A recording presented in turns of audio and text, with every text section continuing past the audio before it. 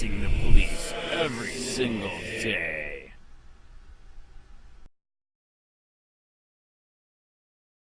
Florida prisons, time for reform. Advocates say state should take fresh look at crime and punishment. By John Kennedy. J. Kennedy at GatehouseMedia.com. Tallahassee wide-ranging criminal sentencing changes aimed at easing Florida's troubled prison system may gain traction at the state capitol, with supporters buoyed by a recent move from a sharply divided Congress and the arrival of new Governor Ron DeSantis. Attempts to end lengthy mandatory minimum sentences, prison terms for low-level drug offenders and to create early release programs have gone nowhere in Tallahassee for years.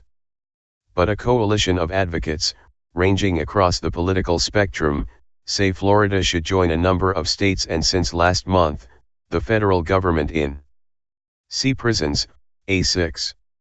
Rayford Prison is located in Bradford County, near Stark. Wide-ranging criminal sentencing changes aimed at easing Florida's troubled prison system may gain traction at the state capitol. Herald Tribune staff photo / Mike Lang. Prisons. From page A1. Taking a fresh look at crime and punishment. This is the one area of government that needs the most reform, said Senator Jeff Brandes, RST Petersburg, budget chairman over criminal and civil justice. With the backing of President Donald Trump, Congress last month approved the First Step Act. It looks to reduce mass incarceration in federal prisons, letting thousands out early and enacting rehabilitation programs for federal inmates before their release.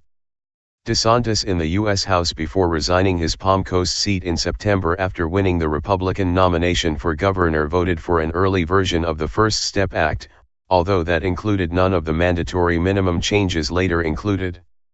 He ran as a tough-on-crime conservative, hailing the state's 55-year low crime rate and including as advisors sheriffs who have long opposed talk of overhauling sentences. Please, as we move forward, do not retract the things that got us this low crime rate, Polk County Sheriff Grady Judd said during a DeSantis Transition Committee meeting in December. Such views have drawn the backing of Florida House leaders in recent years. And that has stalled the push for change from some Senate Republicans and many Democrats in both chambers. A similar balance could emerge again when lawmakers convene this year's legislative session in March. But DeSantis is seen as a wild card. Among those pushing for change are such conservative organizations as Americans for Prosperity, Freedom Works, and the Faith and Freedom Coalition, along with the Florida Bar and criminal justice reform groups from around the nation. Supporters say the time is right for change in a state with more than 100 mandatory minimum sentences, strict sentencing guidelines imposed on judges, and a requirement that inmates serve at least 85% of their sentences. While more than half of state prisoners are in for violent crimes and unlikely to gain much from proposed changes, 36% of inmates are imprisoned for nonviolent drug or property offenses, and seen as most eligible for help. A small number of Floridians, about 100, are even locked up for repeatedly driving without a license, lawmakers have been told. Thousands more remain confined because they were sentenced as drug traffickers for selling a bottle or two of opioid capsules. Stealing anything valued at $300 or more can still bring a felony conviction and possible prison time in Florida, a level Brandes and others have been struggling to increase for the first time since 1986, to $1,500. We know that 90 to 95% of the people in American prisons will one day be released. And so it is incumbent on us to make sure they come out of prison better off and not worse, said Sean Hopwood, a Georgetown University Law Center professor, who served 11 years in federal prison for bank robbery. He told the Senate Criminal and Civil Justice Budget Panel that incentives have to be made available to inmates. Drug treatment, job training, family visitation, and a chance to reduce sentences through good behavior are needed, Hopwood said, especially for those facing years in prison. Trump's signing into law of the First Step Act just days before Christmas came after the measure drew overwhelming bipartisan support in both the House and Senate, a Washington rarity. But the federal changes affect only that system, which includes about 180,000 inmates. Florida's prison system, with more than 96,000 inmates, is the third largest in the nation and commands a $2.4 billion state budget, which has climbed 60% in the past decade. Last summer, former Governor Rick Scott's administration slashed $50 million in community re-entry, drug treatment and mental health programs, sending hundreds of inmates back behind bars because the state was scrambling to find money to pay for a costly prison health care contract. In December, prison officials told lawmakers that another $330 million would be needed next year to finance current programs.